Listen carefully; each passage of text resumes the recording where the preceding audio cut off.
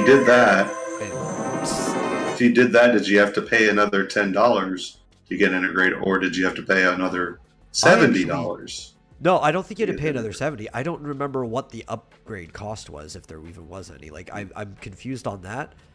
But at least from what it looks like for the market, this is just the standard price for integrate. Like, this doesn't look like they're adding anything to it. So confusing. If anything, if they wanted to complain about it, they should have been complaining about it back in 2020 when Intergrade released.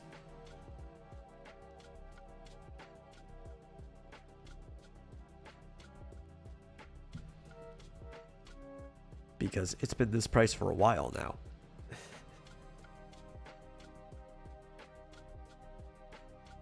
For those just catching up on our conversation as we rolled in, Final Fantasy VII Intergrade is coming to PC through the Epic Games Store as expected, because it's what Square and PlayStation only stuff is being like brought through everything. And it's going to be $70, and people are freaking out about that. Even though it was $70 for the whole Intergrade remake package on the PlayStation 5. So it's like, why weren't you complaining about it a year ago when it came out? Yeah. I'm trying to understand. I guess it was a free, so if you bought the original for PS4 for $60, except for a few edge cases, you could upgrade it to Intergrade for free. Okay. So you could end up saving $10. I remember there being something that was free. I just couldn't remember exactly what it was while we were talking about it. So that all makes sense in my head now. Like, that lines up with the history. Yeah, the only way you could not upgrade to the PS5 is if you had like a physical copy of the PS4 version, but you had the digital only PS5. Then there's no way to. Clearly, like, how are you going to even get it on there? Yeah, right. But if you bought, so it's kind of like you did. It's kind of like you got a free upgrade, or you saved $10 for buying it earlier. Unless you're like, oh, do you watch Mega 64? Or have you ever seen any of Mega 64 stuff? Yeah, I don't think so. Okay, they're great. They do like kind of like old-fashioned sketch comedy or real-life trolling stuff and things like that. And one of the guys, Rocco, got the digital only. I think it was a PlayStation, yeah, because it's got like the V shape to it. The way it looks, yeah, like the collar, like Seto Kaiba's outfit in Yu-Gi-Oh. He got like the digital only version. He was trying to put a disc in there, and he's like, but there's no place for the disc, and he even like started pulling it apart and like taking a hammer to it, and eventually got the disc in there, and he tried to turn it on, and now the thing wouldn't turn on. And then he brings like the box and he tries to return it to GameStop. Obviously, the GameStop employee was in on this. And he tries to return it to GameStop. He's like, okay, let's see how it is. And he tilts the box and just like all this junk comes falling out because it's like in pieces. Yeah. I saw pissed so hard many drive people off too because he bought a new PS5 just to destroy it. And like, that's great. Yeah. Hard Drive had a story about how they're coming out with a new foldable version of the PS5. Oh, foldable. Yeah. And I'm like folding it up into a taco. I love Hard Drive. Hard Drive is good satire. Definitely. And they realize you have to go so far over the edge with your jokes for it to still be satire. Because, man, is the real world getting so ridiculous that if you even just cut it close, nobody can tell anymore. Oh, yeah. Well, Hard Drive had that story last year or earlier this year where they said something about a reviewer is excited to finally try the game or something like that. Yeah. Or, well, it's like the classic was Earthbound fan finally excited to play the game for the first time. Yeah. Is my favorite one. It's like, longtime Earthbound fan, excited to finally play the game for the first time. It's like, what? Mm-hmm. Yeah. Well, this was a story that pissed off a bunch of journalists because it basically said that the journalists had written their review without actually playing the game. Oh, yeah. Yeah, well, I'm an Earthbound fan, and I've only played one of them and not even completed it. Yeah, you've at least played it. Yeah. Yeah. Well, we live in an age where thanks to the internet, you can kind of be like culturally a fan of something like video game without ever having to participate in it. And to me, like, it's a weird I've idea. seen the end. Yeah. Like, I've gotten excited to be able to play a game. Like, there are definitely games like I know I want to play, but I wouldn't. Well, I hardly ever call myself a fan of anything because I think there's like a form of, you know, fanaticism and insanity in it. But like, I wouldn't even call myself an enthusiast for a game I haven't played yet. Yeah, I would agree, and I heard that knock. Yeah, I know, and that's why I muted immediately. Did you do the intro yet? No, I was actually literally about to. That's why I said anyway. Anyway. Go ahead. Welcome to the Vomitorium, episode 110. As always, I am your host, The Metal, and joining me is my co-host, Marsupial Gamer. How are you doing today? Just fine and dandy. My mom came over and brought Christmas cookies, so... Ooh, cookies. Yeah, can't complain. I mean, you could. I mean, what if she burnt them? Oh, well, Yeah. she didn't.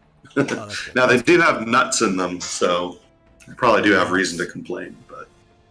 Who puts nuts I don't in like- Christmas cookies? I don't like nuts in cookies. I don't either. But Even though, like, I think I did- macadamia nut is one of the most popular cookie choices, and I never understood that. Oh, I like macadamia nut. That's like the only nut in a cookie that I like. These have pecans in them, though. Oh. It's probably because, like, as far as I know, macadamia nuts, they kind of get soft as you bake them, while other nuts just roast and get harder. Yeah. Yeah, I don't know, macadamia nuts, because I always have them in a cookie with white chocolate, right? Yeah, and you can almost not even tell the difference between the macadamia nut and the white chocolate. Yeah, they're like the same It's like texture. almost, yeah, same consistency. It's all soft, yummy. But I'm not a fan of macadamia nut either. I never understood like why that was one of the most popular cookies. Yeah. Yeah, that's like the only nut that I like in cookies, probably. But anyway, these are, I think they're called thumbprint cookies because you make them into a ball and you put a hole in them with your thumb, and then you put jelly in the middle. Oh, okay. So yeah, I've seen those. they're good. Those are Very good. They always come in those tins. A lot of them will have like sometimes they'll have the chocolate surface underneath it and stuff like that. Yeah. These were homemade, but she only brought 6 of them. I'm like, okay, well, better than 0. Yeah. Flip says cashew is the king of all nuts. Yeah, but would you put a cashew in a cookie though? I guess you could. I would think you'd have to chop it up. Yeah. I don't know. You'd probably have to dice it like real small. Yeah. Yeah, these ones have pecan, and I'm not crazy about pecans. Listen, the only nut I want with my cookie isn't even actually a nut. Mm-hmm. And that's the coconut, because I like macaroons and stuff. Maybe it's walnuts. I'll have to try it again. Maybe it's walnuts in it. Either way, I don't like it. Cashew sandies. I've heard of like pecan sandies, but cashew sand. That's new to me. My problem with walnuts, not to go off on a tangent, is that they're so bitter. And I mean, even in a sweet cookie, they add this bitterness, and it's just not pleasant. Yeah. Walnuts are just very bitter. Yeah, But, you know, I like them sandies by themselves sometimes, but cashew sandies. Yeah, macaroons are great. Yo, I love macaroons. I haven't had some in a while though, but like, yeah, they're great. Mm. Every time we I got get them, this. because we used to get them for like the food pantries would have macaroons because somebody's like, I don't know why I got this. I'm just gonna donate it, and I'd be the first to grab it because I'm like, ooh, I'm the only one in the house that's gonna eat these. They're all mine. Yeah. I got this coconut milk a while back and didn't like it very much at all. But I've been drinking silk almond milk. Yeah. Because like vanilla flavored, because I noticed that milk has a lot of carbs. Yeah. It has, I mean, I guess a lot of natural sugar in it. Well, it needs and almond milk doesn't. So I'm trying to cut down carbs, and it tastes really good. The vanilla almond milk, it's really good. Well, people need to understand that even though you drink it, milk is not a beverage. Milk is a meal that is actually evolutionarily developed to feed a young child. So if you're drinking milk with your meal, you're kind of having two meals or a bigger meal at once. Yeah, it's got a lot of sugar in it. Just Got a natural lot sugar. of natural protein in it too, some calcium. Well, we also enrich it with even more calcium, just because we like them. But almond milk has a lot of protein and I believe calcium in it as well, but it just doesn't have the sugars. Yeah. So. And babies need them sugars. Nice healthy baby fat. That most people but I don't. I don't need the sugar. Yeah. As Chozo says, my favorite nut has always been cashews. Now, a lot of cashew lovers. Yeah. I've never actually been big on nuts, to be honest. I think it's because when I was younger, I used to have like, I didn't have like a specific allergy to anything. I had like a hyperactive histamic response system. So I've outgrown pretty much everything I used to have an allergy to.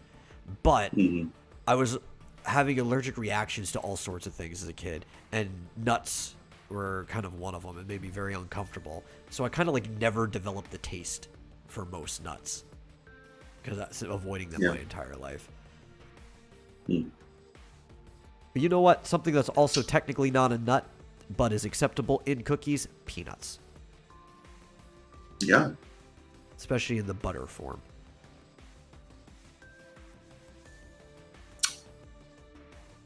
I had something to say about that, and I completely forgot. Lost my train of thought. So listen, we're just kind of like rolling along, avoiding talking about the subject that we're about to talk about because fuck the game.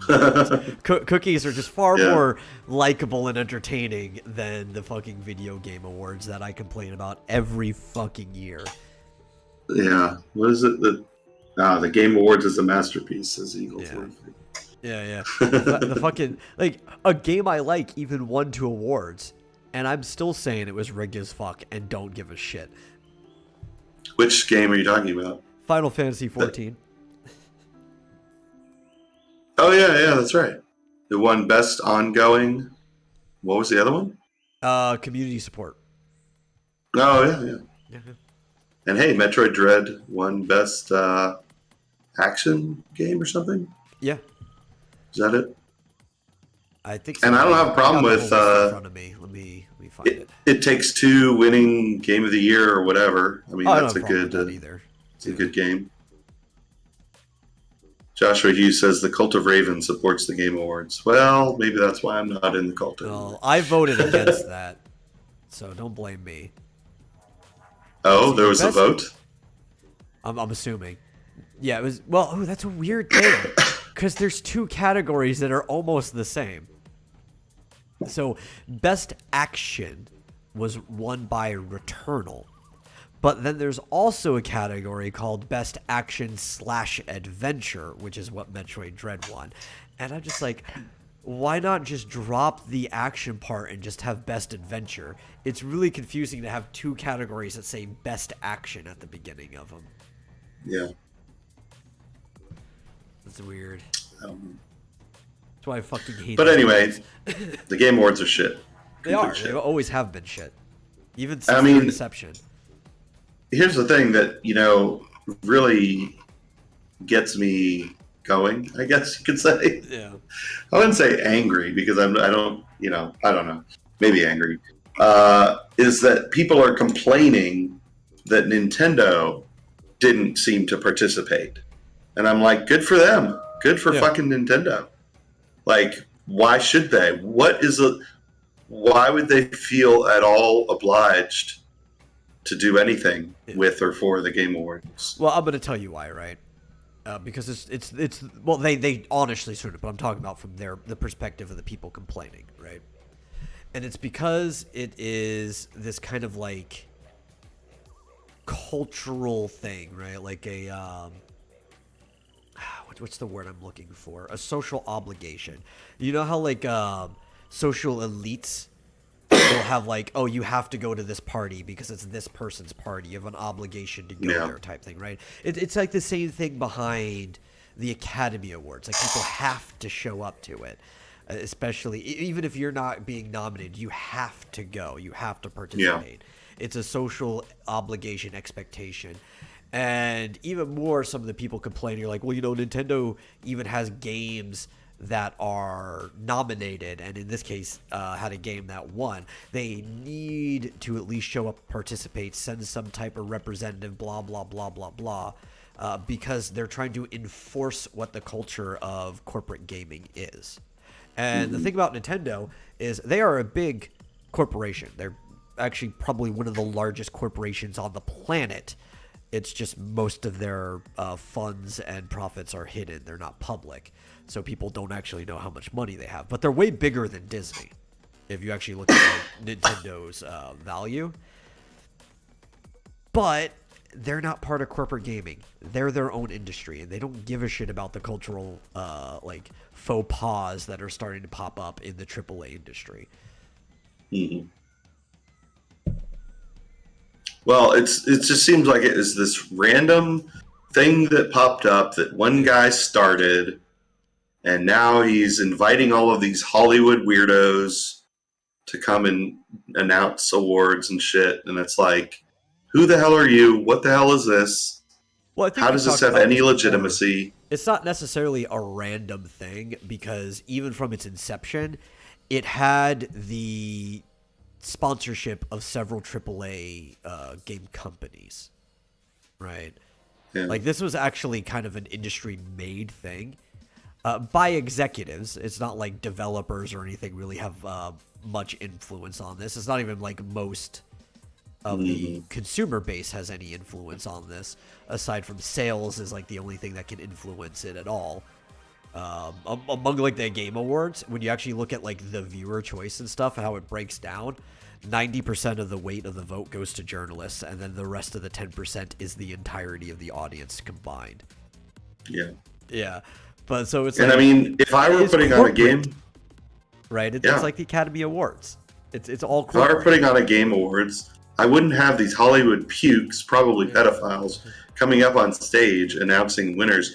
I would have like the lead game designer for, It Takes Two come up on stage and give away an award, or something like that.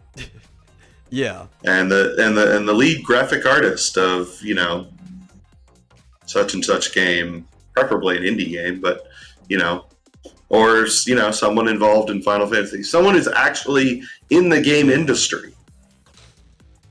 Someone who actually... Just like Xbox and Ubisoft execs throwing money at this. And Hollywood people. It's like, why is Ming-Na Wen up there giving an award? Who the hell is she? Well, actually, all these people are in the game industry now. No, they're voice actors. Yeah, that's the problem. In a minor way, they're in the industry, and that's how they're trying to sell it too. Because what was it? I just saw an article. I passed by it. We weren't going to talk about it, but it was about some new game and all of the actors that are going to appear in it. That was part of like how they were selling the game. And it's like, I don't give a shit. That doesn't sell a game to me. I don't care about your Hollywood people. Yeah, I mean, they're allowed to be in the game or whatever, but sure. I don't want to see Keanu Reeves giving out a game award. Fuck off. But that's how the industry sees it, because the AAA industry is the Hollywood of gaming, and that's what we have to look at it. Right? It's no different, because it's the largest entertainment industry on the planet. And I think we have to come to the realization, and this is probably why like I've mostly been sticking to indie games, with the exception of like, if there's something that's really fun, I'll get it anyway. I'm not going to be a snob about it. Like Nintendo makes a lot of really fun games. But for the most part, I'm playing indie games because that's kind of how gaming used to be. The main industry is now just its own new Hollywood. It's actually become bigger than Hollywood. Well, this thing's going to go, I mean, you look at the viewership of the Oscars and the Emmys and all that stuff, and it's just like practically non-existent. And that's the way this thing is going to go.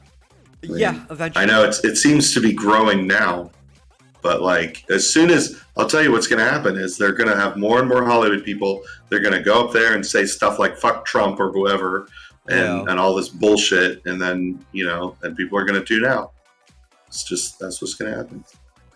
Well, the problem is, so I always see this as a extension of E3, right? Because E3 itself actually used to be a nice little convention. Even before a lot of people got involved in it, it was always commercial. Like, it used to just be like sales numbers and reports. It was like execs talking to other like executives and financiers and stuff like that. But then it got crazy and it started becoming the big show. And as the E3 became the big show, there was more and more corporate influence of like, now Ubisoft is funneling a bunch of money into it, and now Blizzard is funneling a bunch of money into it. And look, now we got to get all of these celebrities on stage. And like the way E3 shows have gone is also like the inception of the Game Awards and then getting all these celebrities. Because it's kind of been this way from the beginning with the Game Awards. And I just see that as like part of the same entity. Yeah.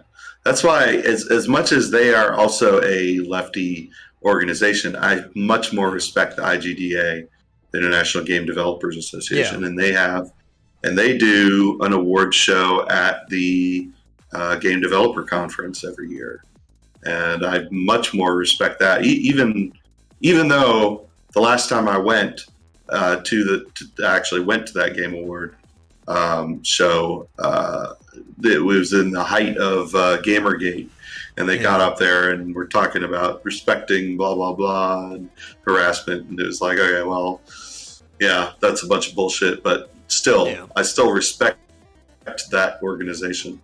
Well, my problem is, like, when we look at it realistically, an award ceremony like that will never have favor with the public, period, right? Like, it's just, by the nature of it, the public just won't ever care, even if they should, right? Like, they're because it's voted on by people in the industry. Yeah.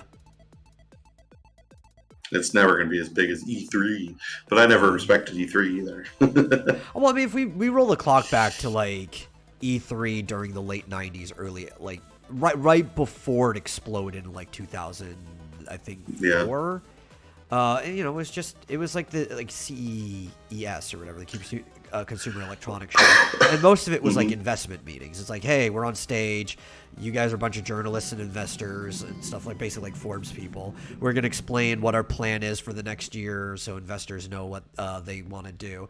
And it's like, okay, that was a fine convention. Like, I have literally no problem with that existing. It's a good way of just getting the information out. Stuff like that's not necessary with the internet anymore, though.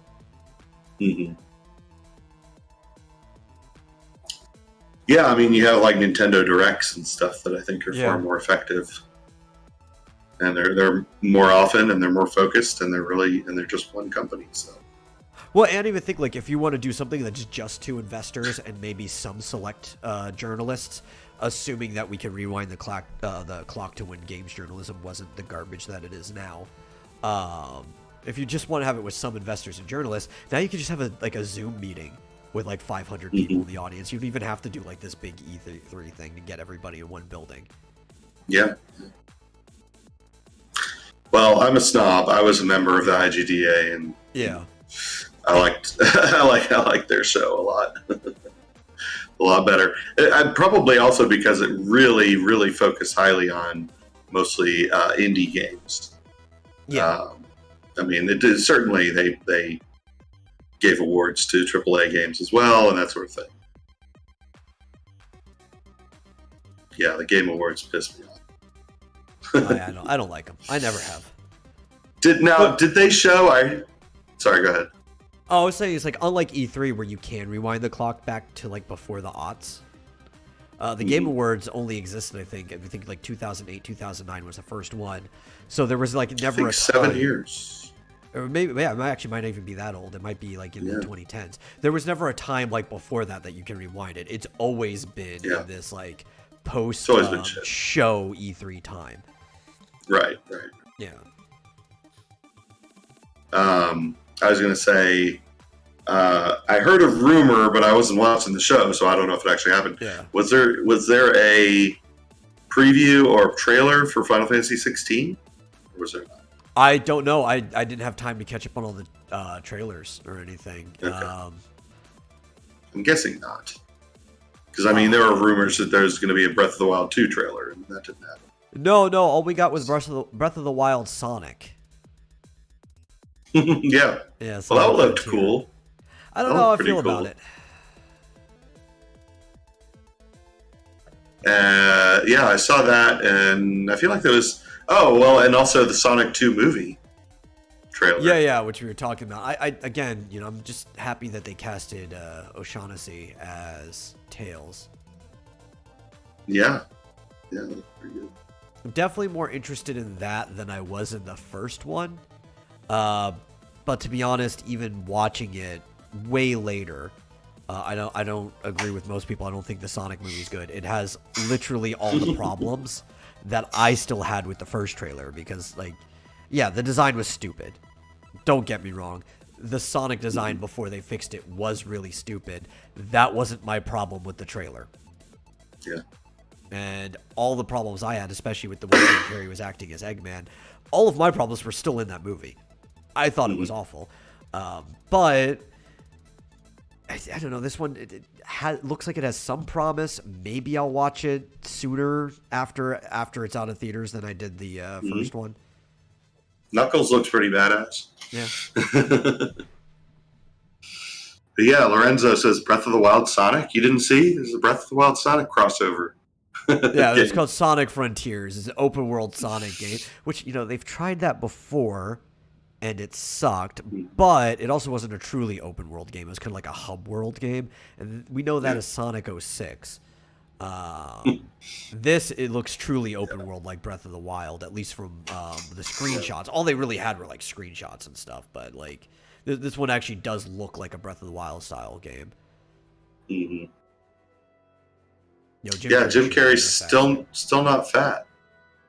He really should have been in a fat suit. Yeah.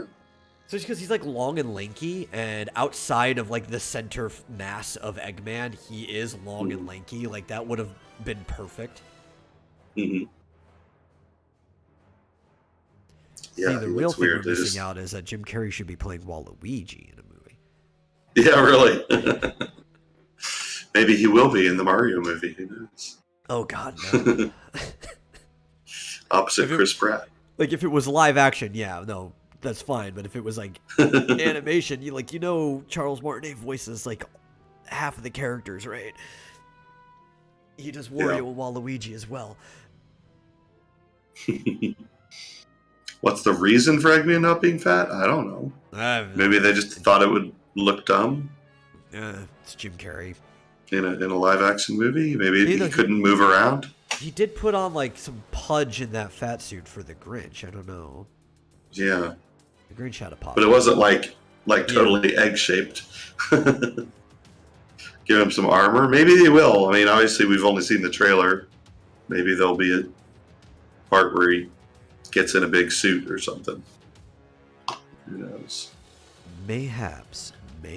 Well, what did you think? Did we talk? Maybe we did. Did we talk about the Kirby open world game? Yeah, we did when it was. We did talk about that. Yeah. So I give you this as a comparison. When we saw at least the trailer, because that one we didn't know it was existing until the trailer dropped. So it's not just mostly still images. We got to see what Kirby looks like and the physics of him running around in this world. And to me, that feels, even just from the image of watching it happen, it feels like a Kirby game. The way he's floaty, but he can't just fly forever, and it looks like the general physics you would see in a 2D Kirby game just transitioned into a 3D world.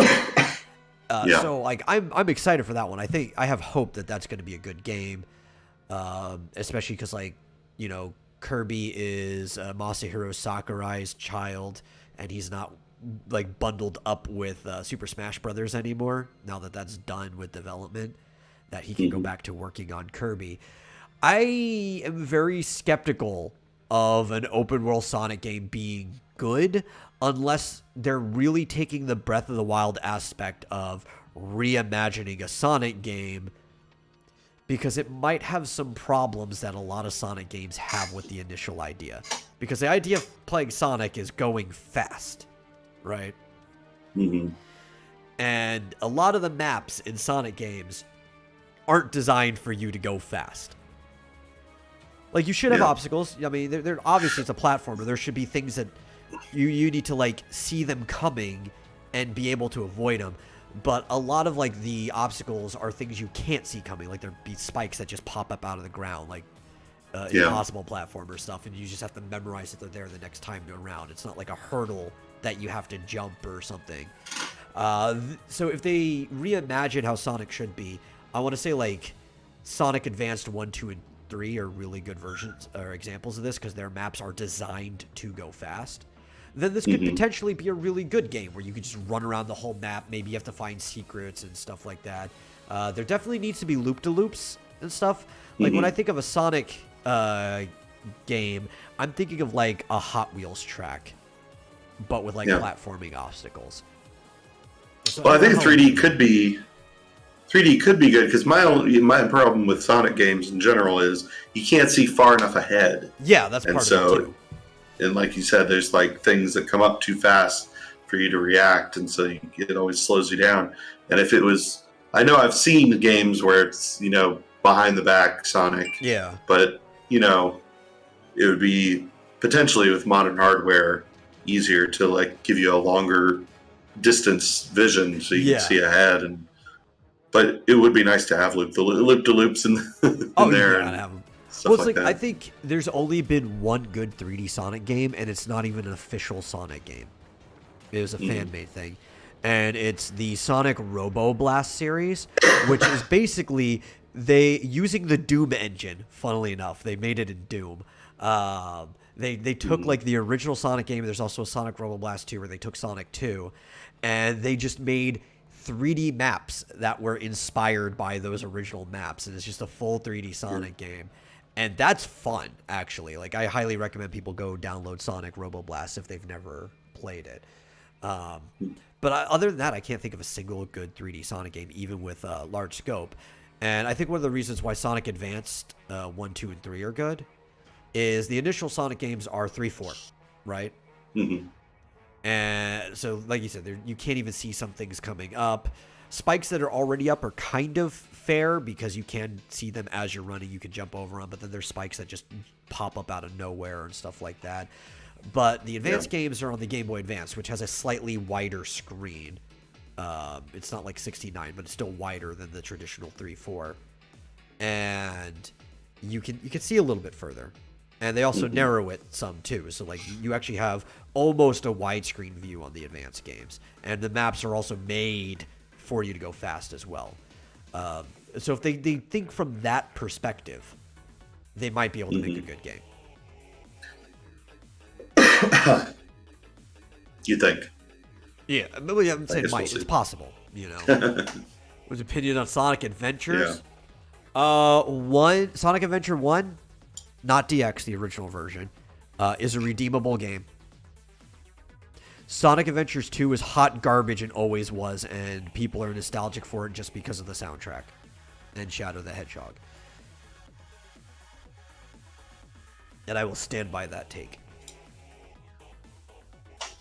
And Flit says Doom even makes Sonic better. Yeah, it does. Proving once again Doom is the greatest game of all time. Okay.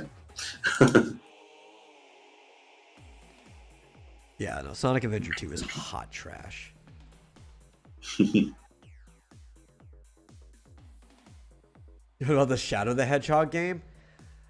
I've very mixed opinions on that one. I also haven't played it all the way through. The ending I've only ever watched somebody play. Mechanically, it feels the same as 2 for the most part. It's a little smoother. But a lot of the stuff in that game is just like stupid as fuck. Like, why do you even need to use the gun? Like, why does Shadow have a gun? His homing attack can break through like machines made of stuff that's harder than titanium, because fictional worlds have things that are harder than titanium. And why does he have a motorcycle? He can run faster than any vehicle on the planet. Like, I don't know. There's so much about that game that is stupid. The story is stupid. The dialogue is stupid. Like, it's only barely smoother than Sonic Adventure 2. I'm gonna say overall, it's probably a worse game from my memory. I don't get Shadow the Hedgehog, even the character, because he's just like rip-off Amnesia Vegeta. That's all he is as a character.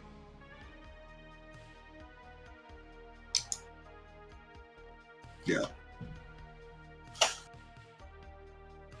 But it could be a good game, especially if it's free. So this is another thing too, like, because Sonic games are like arcade games. They're stage-based games for the most part. You go from one point to the next point. It's all linear, just going through each of the stages, with a few exceptions of like the hub world games. If they make this game open and free for exploration, that could be fun too. You just get to go fast around the entire world. You can still have a story. That's fine. But make the person have to find where they're going for the story too. Maybe give them like clues, right? Maybe riddles that will describe a place. And then you can have to like, okay, I actually remember this weird looking mountain over here. Let me go run to the other side of the country and see if that's where I'm going. Like, they have to make it a very exploration-based game for it to be fun. Mm-hmm. Yeah.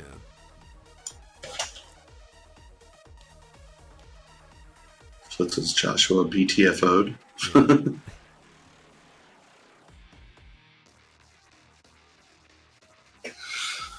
So what do you think about Android coming to Windows? Oh, yeah, we were talking about that beforehand, dude. I'm actually kind of excited, honestly. There's some games that I would like to play on my computer instead of my phone, especially if there is any type of keyboard or controller support, which you assume there have to be at least some type of mouse and keyboard support. It'd be really weird if it's like, well, it's got mouse support. You just have to click on the screen like you would touch it. Like, Yeah. But, yeah. Are there more already controller supported games on Android than there are on iOS? I know Google's like the Android platform is fully supportive of controllers, but it's on the developer to add controller support to a game. Yeah. But you'd think there'd be more controller support on Android games because Android systems with controllers have been around. Yes. For a Especially very like long time. NVIDIA Shield and stuff like that. Yeah. I mean, going back to Ouya and GameStick. And Yeah. all those systems that were all Android based. No, so as an operating system, as a platform, Android has full controller support, just in general. Well, sure. Right? But so does iOS. Yeah. But, good luck finding an iOS game that supports controllers. And you would think, though, that a game that's also difficult. on Android, that's on iOS, because there's a big crossover, and both of them have controller support, developers would easily make controller support for their games, but they don't. So it's really up in the air. Most of the games that you find that have controller support on Android are things that you would have been used to seeing on, like, Ouya and stuff. And it's games that are also available on Steam that were on computer. That's where you mostly find controller support. But a lot of games, especially a couple of the ones that are mentioned in many articles, like League of Legends Wild Rift, which is the mobile version of League, which has controller support in it, even on the mobile version. Final Fantasy VII, the First Soldier, and stuff like that. Those ones would probably be fairly fun to play on a PC. I'm not going to play Wild Rift. I've got actual League. Why would I do that? It's like, I'm gonna play the mobile version of League on my computer when I can play the real game. I mean, yeah. You'd think that, like what was it, Blizzard announced their mobile-only version of Diablo? Yeah. That was, such a lead balloon or whatever, that they could be like, but hey, you can play it on your PC. Oh, well, they couldn't back then, but now you can. I guess you could have with BlueStacks, and make sure it has controller support and stuff like that. Or say you could play it on your tablet and have controller support. So what they need to do, right? Because every game could have controller support to some degree. Yeah. What they need to do is they need to take a note from emulation systems like BlueStacks, because with BlueStacks, every game has controller support, right? You can put like a little, like a hitbox on the screen and label it a button to hotkey it, and now that button will just touch that part of the screen, and you have controller support. I was playing King of Fighters All Stars with a fight stick because you could just plug in like any controller and have controller support. It's like, mobile fighting game, fucking eat ass. And by the way, to Dario, I was asking about the free Netflix games. We did talk about that, I think, when it was announced a couple months ago. So, and now, for the most part, they look no more than glorified like visual novels and like DVD games, like the type of stuff that you had in the bonus section of a DVD. It's got controller support. My TV remote controller support. Right. Wasn't there a system that? Oh, was it Stadia that had like it came with a remote control like that, but also controller support? I guess I think so. Yeah. Something like that. Yeah, Flit's got a good question. He's like, "Oh hell, with the ability to play Android games on PC, does this mean game companies will focus even more on mobile gaming now?" Well, I think they were going to anyway. I think this actually helps a lot, right?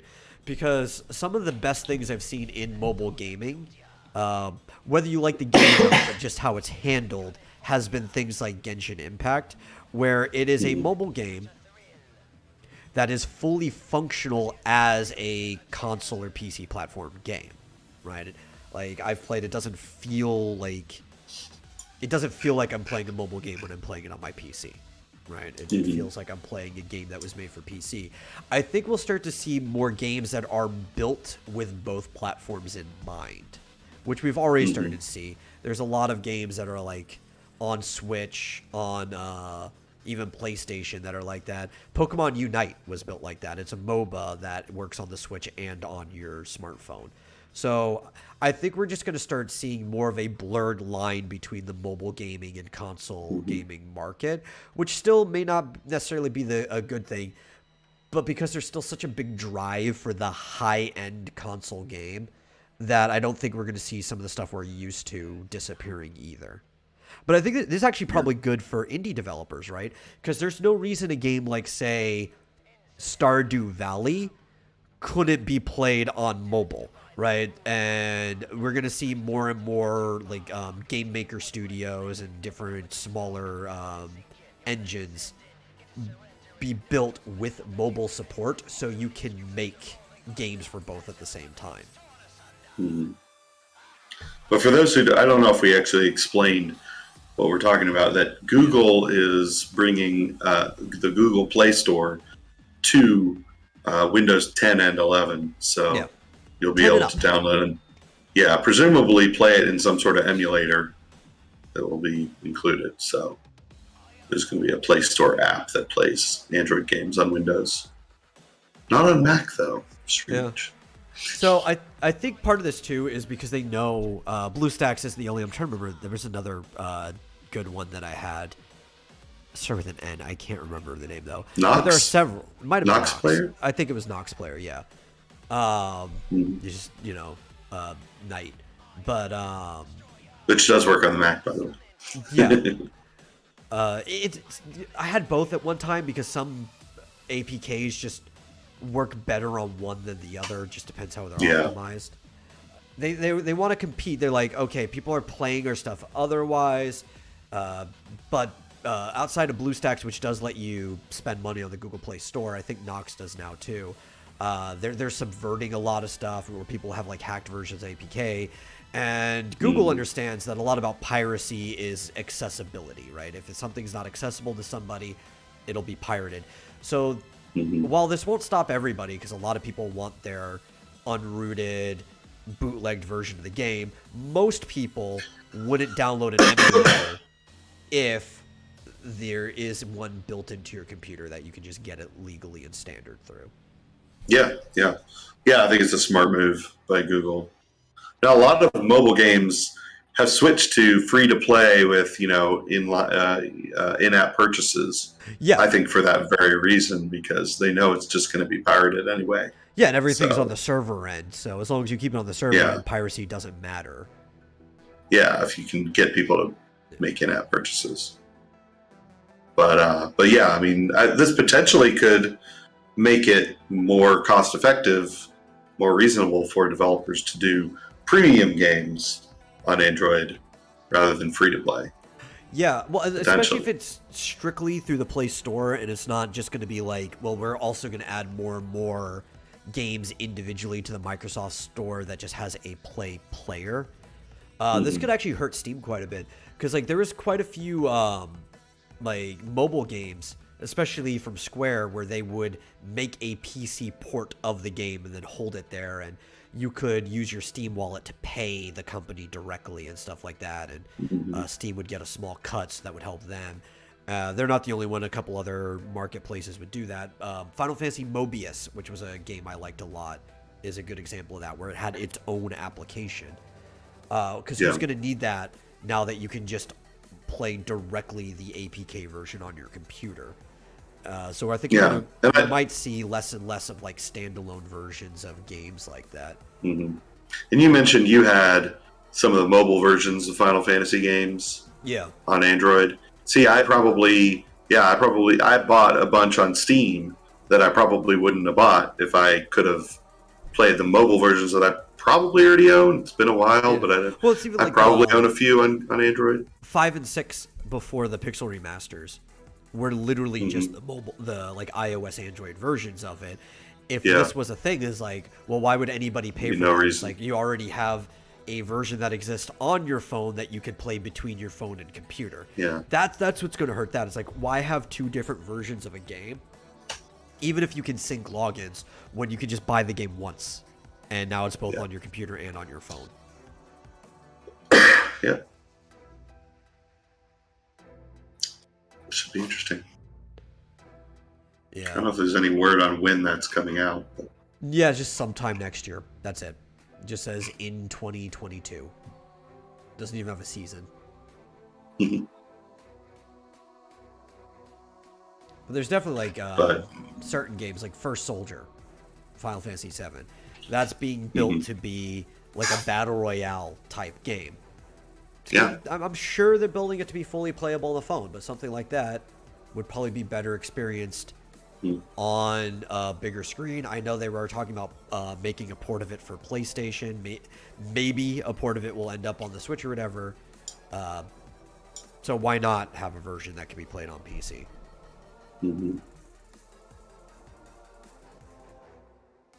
Especially since, you know, the 7 is coming to PC. But we talked about that in the intro. Yeah, I know. I was actually looking at another article about that. Oh, it's $70 for a game that was always $70. Yeah. Oh, okay. You know what? Reject modernity.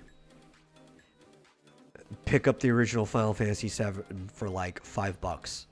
Or emulate it. I'm fine with that too. Especially if you emulate a place. Yeah, it's often $5. It's not like permanently, but you can pick it up most of the time. Honestly, the emulated version of the game is better because all the ported versions are the PC port of 7, in which like the songs will sometimes just like fail to loop and then it's just silent in the whole world. While an emulated is literally just an ISO rip from the PlayStation and it doesn't have that issue. Is the one on Switch, is that the PC version? Yes. Every single version outside of the original PlayStation is the PC version. Because they lost the files to the original version of the game. Square Enix. Yeah. And it's, you know what the sad part is? It's not hard to reverse engineer an ISO. It really isn't.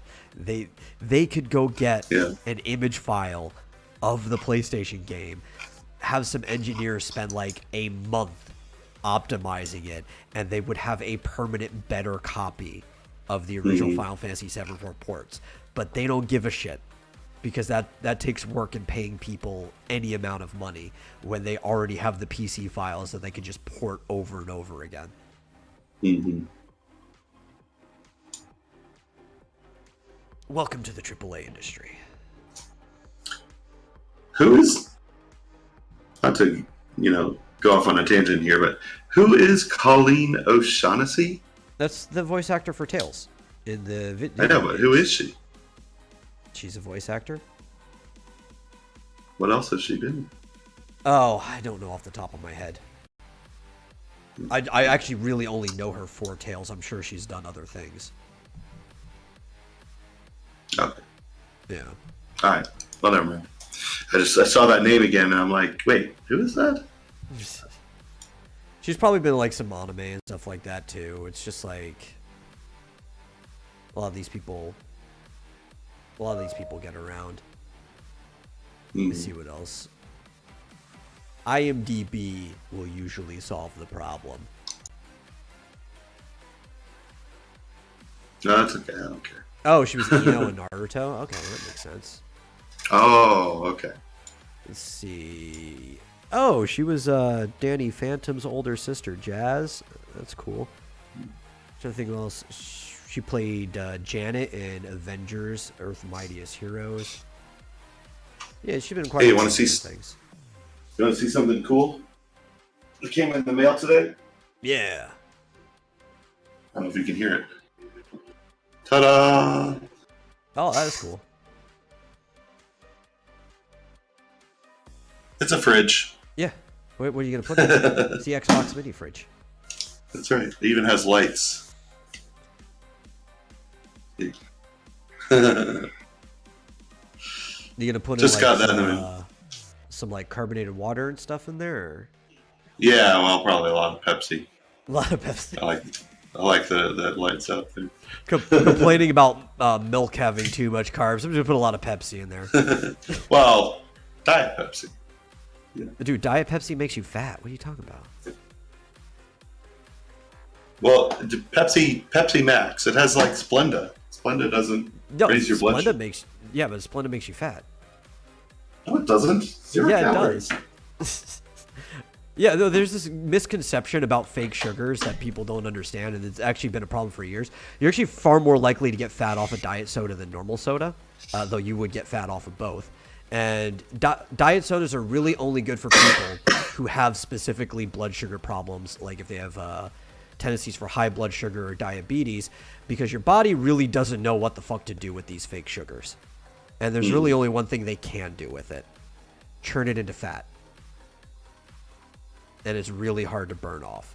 Because the actual zero calories. That doesn't make any sense. Yeah, but the chemical compound still has a lot of the same stuff that's in sugars. I don't know about that. Yeah, this has been a problem for a long time. Besides, I've heard that Splenda specifically doesn't have the issues that, whatever. Like aspartame and stuff. Yeah, the aspartame. Because I know aspartame raises your blood sugar. It does. But Splenda apparently doesn't. At least that's what I read when I did the Atkins diet, which is that it's okay to eat Splenda because it doesn't raise your blood sugar. Plus, diet soda tastes like trash. If you're gonna get fat from drinking soda, you may as well enjoy the real stuff. Yeah. If Flint has a point. Well, maybe I'll put LaCroix and stuff. Yeah, LaCroix's not bad. It doesn't have quite the kick that soda has, but it's not bad. Yeah. It's better than just water. Yeah. Oh, I prefer carbonated water to like regular, especially if you put like a hint of something in there. By the way, that's I know you haven't seen it, but there's the running gag in Ted Lasso, the Apple Plus show, where he, like, I guess had never had carbonated water, and every time, it surprises the shit out of him. Every time he drinks carbonated water, he just automatically spits it out. It's just, I don't know. You have to see it. It's hilarious. He's not expecting it to fizz. Yeah. He's just not expecting it. He's like, someone hands him water, and it's like, Yeah. it's just like several scenes where he's spitting on the person. But anyway. Also, you're not helping sell things by mentioning the Atkins diet. Do you know how many people had heart attacks on the Atkins diet? No. Yeah. How many people? A 9. lot. Probably. It's fake news. Totally fake news. It's not that good of a diet. I lost 45 pounds on it. Yeah. I should do it again. Of course, getting on Adderall probably helped too, but That probably actually helped more than anything, to be honest. no. That was just this, I mean, getting on just a little Adderall boost. probably helped you control your diet in general better. Yeah, because it basically takes away your hunger. Yeah, like the real Among thing other that things. solves most people's problems is having self-restraint, which Adderall would probably help with as well. Probably. Yeah. Actually, what it did for me is it helped me focus on work, which let me forget about eating. Yeah. Because like even you look at like all these diet trends, because most of the diets, if you actually look at it in the way that they're planned, are actually kind of trash, right? All of these like get healthy quick diets. But the thing that like most people who do end up losing weight or do end up feeling better about is because the diet that they had before that was even worse, or it was uncontrolled in any manner, right? So just getting onto some type of controlled meal plan will already take them from like a really bad state to a much better state just by controlling your diet. Yeah. Well, yeah, and I also subscribe to the Scott Adams method of dieting, which is basically deciding to lose weight. You can want to lose weight all you want. You're not going to until you decide to do it. Yeah. You have to decide, and it will happen. Yeah, it's the Shia LaBeouf. You just do it. Do it. So I just need to decide to do it. Yeah, it was kind of like I always laugh at the whole like vegan thing, or even like the keto thing too. It's like they're like, oh, you do this, you'll be healthier. You'll do this, you'll be healthier. It's like, well, yeah, but that's probably because before this you were just eating McDonald's hamburgers every single day. So any change to your diet would have helped you out. Yeah, any diet, all the diets actually work if you do them. To some degree, yeah, if you do them. But it's the doing them. It's which ones can you do? I think just and stick to learning discipline will help most people more than even any of these individual diets would. Yeah. But anyway, how do we get on that? I don't know. That's podcasting for you. Yeah, your fridge that we're going to put in the fridge. Yeah. I actually got it from, I blame or thank Nick Requena for that, because I thought they were all sold out. In fact, I thought a lot of things were sold out. Turns out you can find a lot of things that are otherwise sold out on StockX.com. I am not an affiliate of StockX.com, by the way. I'm not affiliated anyway. Though, if you are listening to this and would like to sponsor us, I am more than happy to slightly sell out if we can pay for our monthly fees. That's right. But apparently StockX, I mean, it's true. I went on StockX and there's a lot of stuff that for reasonable prices that are sold out everywhere else. Note, I said slightly. If your service is shit, I will shit talk you while sponsoring you. That's right. I won't lie to our audience. Yeah. So Nick mentioned that he got the fridge on StockX. So I went and looked, and I was like, oh, look at that. It's still there and for a reasonable price. And now I'm going to spend all my money on StockX. Yeah, I'd be the worst shill. It's like, their service is shit. You shouldn't use it. But they're giving us money. Yeah, they're giving us money to mention it. Yeah. Oh. But it's similar. It's sort of similar to Mercari. Is that what it's called? Mercari is kind of like eBay, or it's you're buying it from other people. You've mentioned this before. Yeah. Yeah. StockX is a little bit different. You are buying it from a third-party person that has it, but it goes through them, so you never have any contact with another person. It's kind of like an Overstock.com type thing or whatever. Yeah, you only deal with StockX, but they tell you up front, basically, it's somebody else who owns it, and they'll tell you if it's new or used or whatever. Yeah. But, the other person ships it to StockX, and then they ship it to you. So it takes a little longer to ship because of that, but not too bad. Yeah. But anyway. So let's talk about the good news, since we haven't talked about it, since our last show. Oh. That absolute trashy Cowboy Bebop live action show got canceled after a single season. If you can even call it a season, because it's a Netflix season. Yeah, I don't even care, but it still makes me happy. Yeah.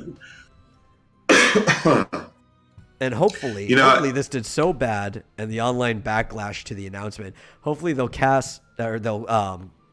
what's it called?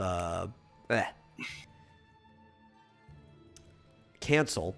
My brain was having to go real far there. They'll cancel the One Piece live action show before it even comes out. Before they waste money filming most of it. Funny is that it hasn't even been out, like, what, a month before they, like, no, we're not doing it anymore. Because it came out, like, on Thanksgiving, I think, or, like, right before it. It's funny as fuck. That's what you get for putting things like, it's not like the anime. And that's a good thing. It's not supposed to be good. And here's why. Like, dude, go get fucked. I agree with Lit. Get fucked, Netflix. Like, I told you one of the changes that, like, really hit hard on a lot of people that were even, like, I have friends who were trying to defend it. But even when they were trying to defend it, you never hear anybody saying anything positive about Faye. Like, at all. What they say is, like, they liked the way Spike was portrayed. And it's like, well, I haven't really watched through it. I don't know if I ever will. Probably not. But that might be fair. Sometimes these things have, like, a single redeemable aspect. But, man, from what I've seen clips of it, and what they did to Faye was even worse than just changing her outfit or whatever, her look. Yeah. They took a very melancholy person who had kind of a pessimistic view on life, but was still living it anyway. He was like, one of the things about her is like you had to embrace loneliness. She didn't want to lie and like just like thinking like, it's better to be lonely by yourself than lonely in a crowd of people. That's the type of person that Faye is. And they turned her into Harley Quinn Light. The same just like empowered woman that they put in every single show now. And she seemed like totally, I don't know what you call it, tantric or just kind of crazy off the wall. I was like, that's not what I've heard about that character. Yeah, that's not her at all. Yeah. She's actually probably like the most straight shooter character out of everybody in the cast. So, of course, the actress has to go out and say, oh, the only reason they don't like it is because of my tits. Because I'm not built like the character. It's like, I don't think anybody said that at all. People said the costume sucked. Yeah. They didn't say anything about your body proportions. Like, I didn't see that anywhere. So that's just bullshit. The funny thing, too, is like, the more and more you look at her costume, it's like, this, like, the general design, change the color swaps. This looks like something the modern Harley Quinn would wear. Yeah. Yeah, the modern, like, Birds of Prey Harley Quinn. Yeah. It's like, ugh. It's awful. And then Ed was just ridiculous and stupid, and of course they had to make her what is it, a non-binary or some bullshit. Yeah, it's like, what? Isn't she a child? Like, good lord. Yeah, well, it's because they're trying to place something on them from a different culture, right? Like, because even like the quote in the show when talking about Ed, where like acting like a boy or a girl, it's like, well, Ed's just Ed, right? So like I can kind of get how somebody who's wrapped up in the current culture, she says straight up, I'm a girl. Yeah, she does say that she's a girl several times too. So like if you only saw that line, I can see why somebody who's obsessed with the current culture would like project that onto Ed, right? There's a lot of lines. She's a tomboy. Nitpick out, clearly a tomboy. But even like the term Ed's just Ed doesn't mean like, oh, Ed's not like a boy or girl. It's just like this is the same term as like, oh, he's just being him. That's what that means in Japanese. It's like he's just being him, or she's just being her. Like you would say to any kid who's kind of quirky. Yeah, It's just all means projection. she's unique. Yeah, it's literally just all projection here.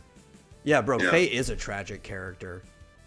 Like, I don't get it. It's very, very introspective, too. Like, there's a lot of good philosophical lines that come from Faye. Faye's wrong, but that's the point. They're all a little wrong about something, right? Mhm. That's what makes them all unique characters. They have their own flaws. But the way, her view of why she thinks that way is very, like, it's authentic. You can imagine a real person looking at life the way, especially when you look at Faye's background. Like, her entire depiction of the world is deserved. Mhm. So after the announcement, Cowboy Bebop on Netflix TV writer Naomi Markman, whose bio reads, revolutionary leftism, restorative justice, eco-anarchism, and raging lesbian, she, her, tweeted, you do realize that literally, yeah, I know. You do realize that literally hundreds of people lost their jobs today, right? Jobs we loved and cared about. We're going to be emotional. Also, most, if not all of us, found out today with the public. Blah, blah, blah. Just because you don't like the food at a restaurant doesn't mean you would celebrate when it closes down. You wouldn't mock the waiters or chefs. That is such a disingenuous way of looking at this, because technically every crew loses their job, not really, when they're done filming every season. It's called you're at the end of your contract. You're a contractor. You can get a new contract when the season is renewed. Mm-hmm. That's Plus, how series work. After she tweeted that, the internet did what the internet does and promptly found her celebrating back in 2016 when a show on ABC called Castle got canceled. And she said, I'm happy that Castle got canceled. Oh, I like the show. Yeah, I like the show, but don't like the message that you can continue on without your leading ladies. I don't know what happened with their leading ladies, but she was celebrating another show getting canceled for reasons that she... Yeah. So, fuck Naomi Markman and everyone who worked on the Netflix thing. I'm glad you lost your jobs. It was shit. Right? They didn't actually lose their jobs, all right? The contract was done. They just didn't get renewed for another season. Yeah. That's what cancel is. It's like, even if you had plans for more, you didn't get renewed. Yeah. And also, look at all these production teams and who's on what. Most of these people are a hodgepodge of other people that have worked on other things for Netflix that came together, and a lot of them, while they may not be working directly together, are going to be working on other projects. That's how this industry works. They're all still going to have jobs. They're just going to be on something other than this crappy Cowboy Bebop thing. Yeah, I'm sure. Yeah, there was never any promise that there was going to be a second season. It was just, they were assuming, I guess. Yeah, the might even go like 2.5. I wasn't. Castle was going downhill pretty fast, but it was a great show for like most of its run. Did it lose some characters, some female characters near the end? Yeah, it was also losing its like steam before that too. Well, anyway, hypocrites, always hypocrites. Oh, it's okay to be happy when other people lose their jobs, but don't be happy when I lose my job.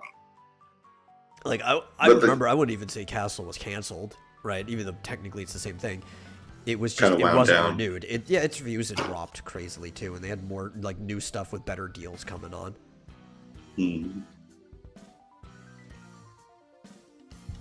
Yeah, it's kind of like another similar show with the next time same actor in it. Which was canceled after only the first season. Yeah. So next time, don't inject your raging lesbianism into your writing, and maybe it would be better. Maybe you won't get canceled. Her words, not me, not mine. Yeah. Yeah. No, the writer left like halfway through the second to last season. The whole script had been written, but like the writers usually stay on as like consultation and stuff like that. The thing is with the last season too is like I'm pretty sure from what I remember, the writer still had written most of the scripts for that season anyway. the show was losing steam on that writer's watch.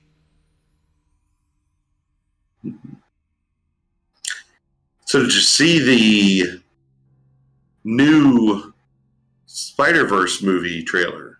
No. Well, does it look better than the first one? Because I hated the first one. How did you hate the first one? Come on. Come on. To be honest, okay, I didn't hate it like I hate most Marvel movies.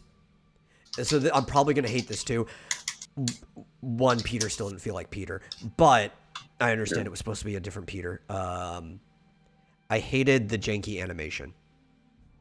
It to me, it works in the Lego movies. It was just disorienting the entire time I was trying to watch the Spider-Verse. And I was having trouble focusing because of the animation. I probably would like it better if I turned the video off and just listened to it as a radio play. I'm trying to find the official trailer. Is this it? No. There's all these like re-uploads. Why are they allowed to re-upload these trailers? Crazy. But I don't know. I don't even know if I would like it as radio play. I didn't like the characterizations. Now, I would say two specific ones, but like Miles at least has character in it.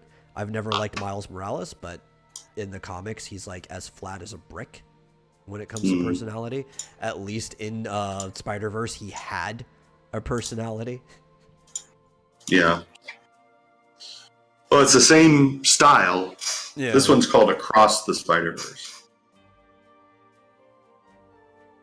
But apparently, see, hello? Is this actually coming up? Oh, there we go. There's probably some sound or something that I've muted. Yeah, something. Of course, whatever. Gwen Stacy has to come back. Whatever her name is, Spider-Gwen has to come back, and I actually can't even remember what else happens. You know what? It's kind of going slow. I'm going to speed it up to regular speed. Yeah, hated this. But it looks like more of the same. Yeah, Fischoso hated it as well. It looked like flies in a jar. Flies in the jar? Yeah, like flies just kind of like jerk around. What, this animation? Yeah. The animation just looks like it's jerking around all the time. Yeah, that's the style. Yeah, I know, and I don't like it. Okay. Well, it's kind of like I like the story. You can have a bad style. I mean, look at the new Pixar stuff that looks like the Grubhub commercials. Oh yeah. And the art's not bad though. Like I don't hate the way the characters are rendered. It's just like the animation is just. Ugh. Yeah, it's an interesting style. I don't know if it's supposed to be like look like a comic book or whatever, but it's like or look like it's 3D. Yeah, I don't quite understand. Yeah. How they came up with this art style. Eagle didn't like Fisk. Dude, Fisk has like the weirdest look out of anyone in that movie. Yeah, he's gigantic. Yeah, but he's like all shoulders. He looks like a freaking coffin almost. Like. Yeah.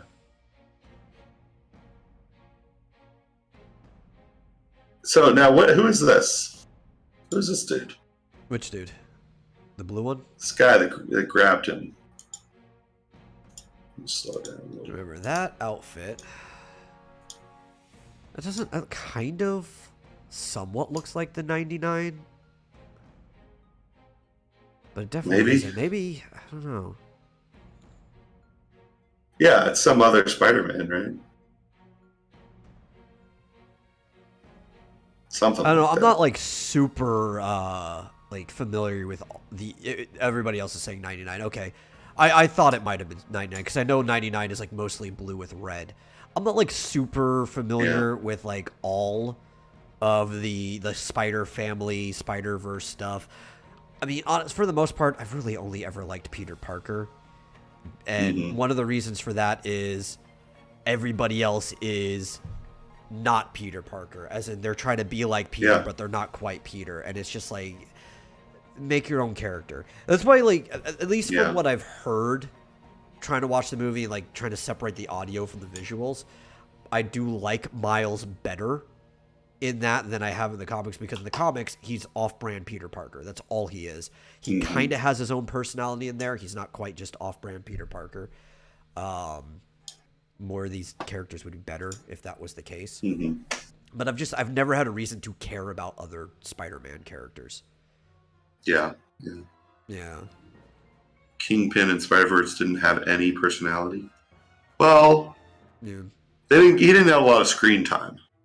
They didn't really have a lot of time to develop it. It was also the pacing, right? So not only did I'm going to call this ADHD animation. Not only did the animation jerk around like it had ADHD, the pacing of the film felt like it had ADHD. Yeah. And it's like, you even in like a short time period, you can have somebody on screen for 5 seconds, and if it's done right, you can like capture a personality in it. But if the pacing of your film is just like, you're not going to get anything out of it. It's kind of like another thing that almost had a similar jerky animation. This reminds me of, I think it was 2015. There was like this anniversary special of the Powerpuff Girls. It was an hour long. It was done in a different animation style. This was like before the reboot to the Powerpuff Girls. So it was supposed to take place in like the original continuity. Not that there was much continuity. It was like a Hanna-Barbera sitcom-y show. And the animation was so jerky. The whole world looks like it was made in like a cardboard diorama, but it had like that kind of like color, no outline feeling to it. Like actually, man, the styles are very similar. Just they were trying to be more like the shape of the Powerpuff Girls.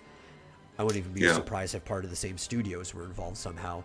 And the pacing was just nonstop. And like one cool thing about old 90s cartoons, even the Spider-Man one, I could put that in there too, is they allowed time to breathe for like jokes, or in the case of Spider-Man, sometimes like the action or the drama to set in, right? Like it had really good pacing. You can even have like a person just slowly walking down a hallway in a certain manner that their stature, their stance would let you know their personality. Like the second Kraven walks in the Spider-Man animated series, you know exactly what type of character Kraven is. And he just like pounces on Spider-Man in just a few seconds, right? Old shows had really good pacing. These modern animation stuff, it's just like we have to hit you every single second. There's no downtime. It's horrible. It was kind of like how I was explaining about the pacing in Florida Man. There's no time for any of the jokes to set in.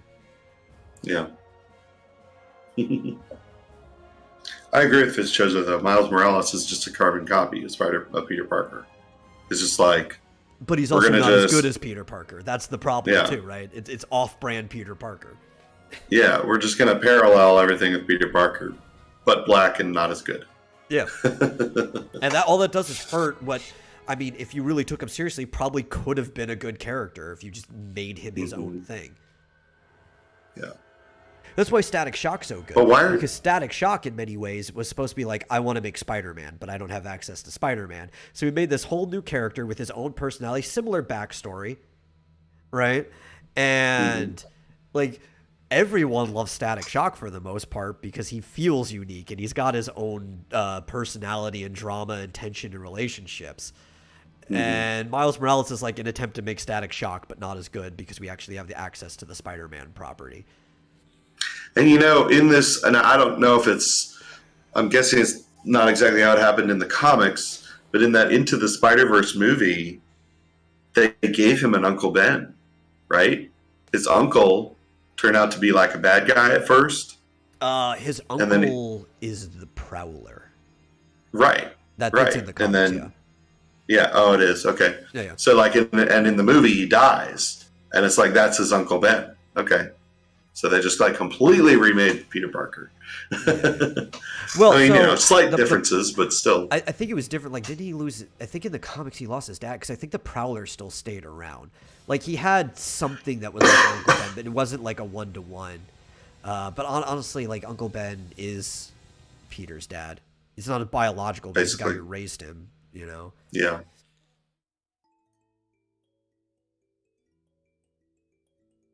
Uncle Ben is probably a bad guy in alternate universe, probably. Probably. He's like Thomas Wayne, right? Oh, Wasn't God. Thomas Wayne? Wasn't he Batman in an alternate universe? Yeah, he was. In Flashpoint, Thomas Wayne Batman shows up as he's going through. No, it could be worse. It could be like Martha Wayne, where like because the Batman where he like gets sent. Yeah, Prowler's a villain is what he's saying. It's like he doesn't have the same motivation. I get it, yeah, because Prowler isn't like this moral center that Uncle Ben is. He doesn't actually have him that way. No, what I'm getting at is like you remember Batman was like sent back in time or whatever, and he had like relived through everything, and eventually gets to the point where his parents are alive, and he finds out that his mother was the one who set up the robbery because she was trying to get rid of her husband. It was only supposed to be him that got taken out, but you know, due to the mistake, both of them ended up dying. And like that is the worst thing you could have done to Batman's storyline. Why would you do that? This wasn't technically even a spinoff too. This is like part of the canon. Like, why would you do that to Batman? This is the dumbest fucking thing you could have ever done. I don't know. Is Tom King still writing Batman now? I have no clue. I don't follow. Because even this is an old thing, but it's like I cannot follow DC and Marvel comics anymore for my own health. Like I have to. I keep seeing shit from it anyway, just because like all the people we're connected to and stuff. It shows up in my feed. It was like I really don't want to have to unfollow some of these people, but I'm starting to get to the point where I might have to. The only thing I'm following right now is Mags Visaggio continuing to beg for money because she's completely out of a job, like completely, like permanently out of that. Although I thought she signed some new deal or something like that. Having to do with Star Trek maybe, but you know, some of these people they've exhausted all, they've basically had their entire career arc over the last 5 years and they're done. They need to get another job. They need to be a greeter at Walmart or something because they can't just keep begging like this and they're not going to get any more work. Just got to accept it. Actually, you know what? I saw recently too, talking about just seeing screenshots and clips of things from people following. Related to the conversation. So, like, the Spider-Verse, Spider-Gwen, Ghost Spider, whatever they want to call her now. There was another character that was already called Ghost Spider. They make these names too confusing. But how Gwenpool started. You remember how Gwenpool started? The artist who was on Spider-Gwen was like the idea of like, oh, let's make Gwen Spider-Man so much. He started drawing like, what if Gwen Stacy was different like Marvel characters like Avengers and stuff like that, and eventually and he drew her to look like Heather Antos. Right. Or also just originally drew her in like a Deadpool outfit. That was part of like the different covers and stuff. It's like people liked the whole Gwenpool idea so much that they made a whole spin-off comic with the design. So I saw a screenshot of something that, like, if this was made back in the 80s, this actually would have been funny and unique, and I'd probably read it as a one-shot spinoff. But if it was made now, like, you know it's going to be awful, and it was, like, probably a Rick Piper level pun. And it was the Avengers, and it was, like, different multiverse versions of Gwen Stacy as different Avengers. Oh my god! Like, but that's a funny idea. Like, if this was done 3 decades ago, you're like, yeah, I'd read a one shot of that. That might actually be funny. But like as a series, like, no, that's gonna be awful with the people writing now.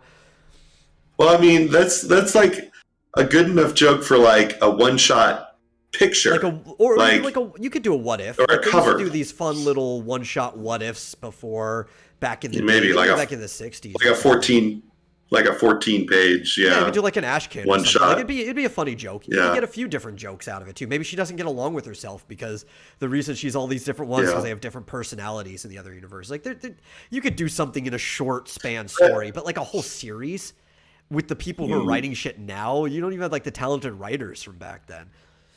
Yeah. But it reminds me of the covers that J. Scott Campbell did with MJ, where he did MJ as like all the Avengers. Yeah. Like not all at once, but one at a time. Yeah, it was like the He same did like type all of these. thing. Yeah, and I mean it was great to do one single picture of her as those Avengers. Beautiful, beautiful art. But yeah, anything more than a one-shot floppy. I think it's Or too like much. you could work it in as maybe a 10 to 16 page story in like a Spider-Man giant size, like the back of the book or something, like a little gag comic that was part of like there's a main story and then you have this. Like that's actually one of the good things about like the giant size. I wish they were still doing stuff like that. You don't have to dedicate whole series. If you have like a fun little joke and want to tell a bit, you just shove it in the back of a book. Like that would be great. But no, they're doing whole. Yeah, because like didn't things like Spider-Ham, weren't those little short stories at the end of another book? Yeah, like I seem to Spider-Man was remember like a 2-page story or something like that originally. It was just like a Spider-Verse. Yeah.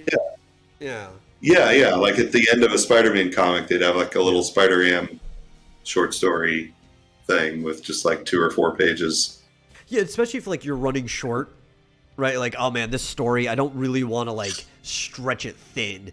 You're a couple pages short of the story. But you still don't want to like rip them off as like there's only 18 pages in this book or whatever. It's like, okay, well, here's a 4-page story, 22 or whatever. Here's a 6-page story and make it 24, so it's actually divisible by 4. You still get a full comic's worth. Here's a little extra bit. Yeah, with what'd you call them? The Avengers? The Avengers, yeah. Oh, the Avengers. The Avengers, yeah. Avengers sounds even better. Even on the panel said, Avengers assemble. Yeah. Well, yeah, there you go. Eagle said that he drew Mary Jane as the Punisher, but he also drew her as like Captain America, Iron Man. I remember that one. He did a few different ones. A couple other ones.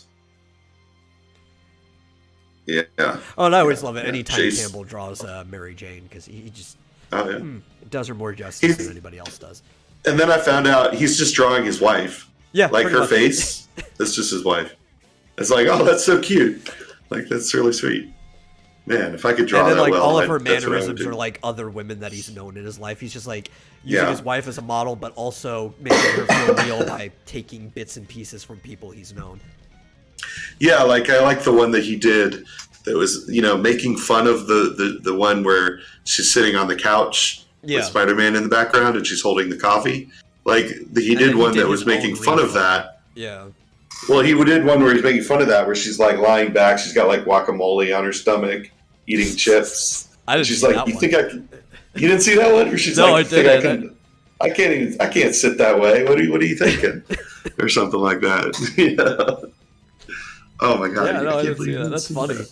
That's funny, dude. Like I've told you before, my time on like social media, there'll be like 5-minute bursts, maybe 2 or 3 times a day. That's it. I don't spend a lot of time on like Twitter or anywhere else really. Here, J. Scott Campbell fixes his critics over Mary Jane image. How can I? I saw his initial fix of the fix. I saw that one. No, this was see the layback one. This was unrelated. This was like a long time ago. He did a fix of his original image. Here he did a joke basically of his original image. Yeah, no, I never saw that one. Shoot, what did it say? That's fucking funny. Oh yeah, I gotta show you this. There it is. Also, all this stuff is making me hate Gwen Stacy. Like, isolated to back before her original death, I always actually liked Gwen more than MJ. But, and especially because, like, MJ's been around longer, so they've always given you more reason to dislike her by adding things. But ever since they brought Gwen back as, like, Spider-Gwen and doing all this other stuff, and also there's that one comic that they haven't erased about her banging Norman Osborn. It's like, why are you actually trying to make me like MJ more than Gwen? Yeah, really. See, she's like, ha, you don't actually think I sit that way, do you? She's like sitting there with the dip. That's still a well-drawn picture, though. Well, yeah, it's still Jim. It's still J. Scott Campbell. Yeah. But this was done in 2010, like a year after he did this picture. So, why is it? Well, that's interesting. It gets bigger when I move my mouse around. So yeah, that was him making fun of himself. So I thought that was fun. Still gorgeous. Did they actually erase it? Because as far as I knew about him or her banging Norman, is that was still kind of like pseudo canon, just slipped in there, hoping people would forget about it. But I don't remember them actually actively doing anything to erase it. That'd be good if they did, though, because that's why are you? I never knew about that except when I first saw someone did a funny meme about it, but then like immediately somebody said, "Oh, that was erased. That's not canon anymore," or something like that. That's good. Yeah.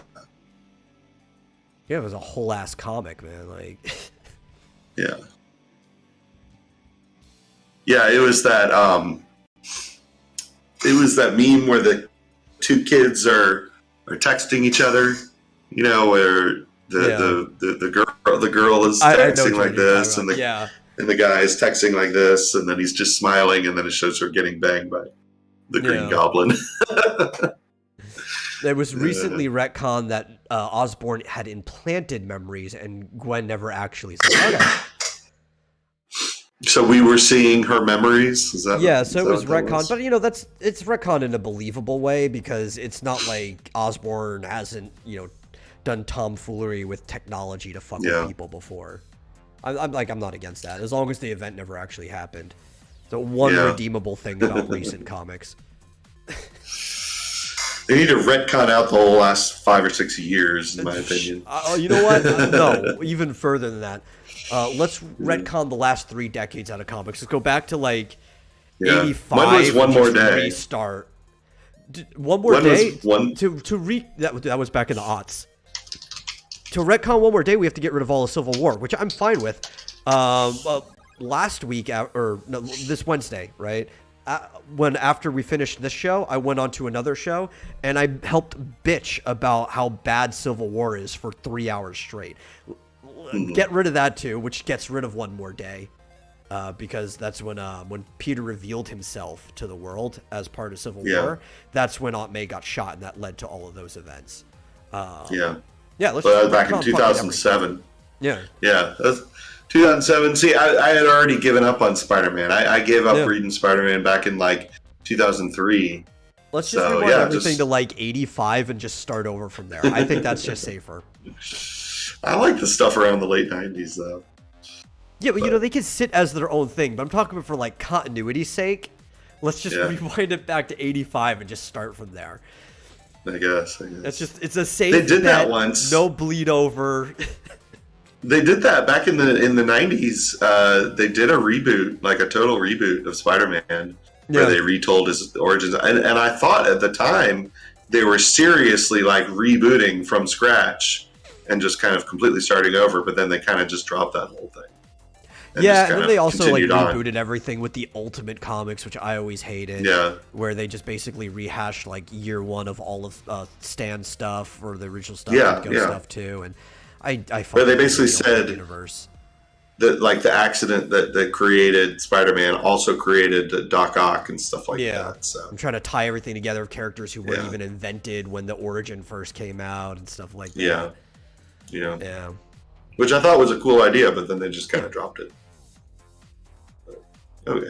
Yeah, let's just rewind to 85. I think that's like the safest cutoff point. Sure. Yeah. We can I'd be happy to still appreciate good comics from the 90s. Yeah. They can just kind of be their own like what if thing. And we'll just start over from there. I'd be happy if they just rewound to 2005. I think that'd be good. I don't know. Like things were already getting pretty bad in the early aughts too, because while there's some good things from the 90s, there's also a lot of bad things that came from the 90s too when it came to comics. A lot of it that ended up leading to certain people like Miller getting into the position to do Civil War in the first place. Mm-hmm. So what do you think about EVS has said that he wants to do streams with smaller streamers. Yeah. So I replied to him saying, let me know if you want to be on the Vomitorium. Well, the way that he worded it, it seemed more like he wants smaller streamers to come onto his stream. No. That's how I read the initial tweet that you responded to. Oh. Maybe I'm confusing him because the Quartering has said the same thing recently. Because the Quartering's been going on other people's channels, and he definitely said, I want to go on other people's channels. Yeah, I'm just like the so tweet maybe you I got that. To. Maybe I got that confused. To have people on. Let me look back at it. I've got it in my notifications. Yeah. Well, I invited him, but he didn't. I'll have anybody on, honestly. Yeah. Yeah, he's like, I'm about ready to do one-on-one interviews with small independent creators. That could go either way. Just the way I read it, it sounded like he was trying to bring creators on to give them a spotlight, not the other way around. Mm-hmm. Who would like to get some airtime. Like that sentence right there. It sounds like it's like, come on to me, you get airtime. But it could work either way. I don't know. I'll have anybody on who wants to come on, but even the Quartering, I don't care. Invite anybody. Yeah, we'll have a fun conversation. Even if it ends up being an awful one, it's all entertainment. But I think that's the show. It is. That was our hour and a half. Thank you. The show plus 5. The show plus 5. Yeah. Thank you all for watching. If you enjoyed the show, please share it with somebody else who might enjoy it. It helps out more than anything else. But what also helps out a ton, if you really enjoy the show, consider giving a donation to streamlabs.com/vomitorium live to help pay for our hosting fees. We're currently at $20 out of the $30 we need for the month of December. Filling that out might be a nice Christmas gift if you are so inclined. And in the meantime, we'll see you guys in the next episode. Bye.